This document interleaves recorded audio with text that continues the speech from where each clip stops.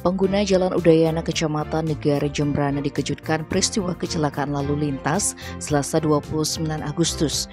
Sebuah mobil Honda Brio warna merah mendadak oleng hingga terbalik tepat di depan kantor Kejaksaan Negeri Jembrana. Kuat dugaan kecelakaan tunggal itu terjadi karena pengemudi mobil dalam keadaan mengantuk.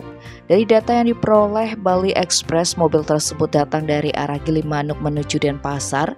Tiba di tempat kejadian perkara, mobil yang dikemudikan Iman Herdiansyah 36 tahun hilang kendali sehingga oleng ke kanan menabrak median taman di tengah jalan sebelum terbalik dengan posisi bagian depan mobil menghadap ke barat.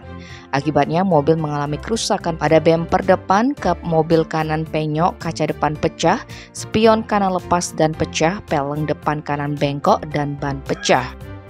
Beruntung tidak ada korban jiwa dalam kecelakaan itu, hanya saja kerugian materi ditaksir mencapai 25 juta rupiah.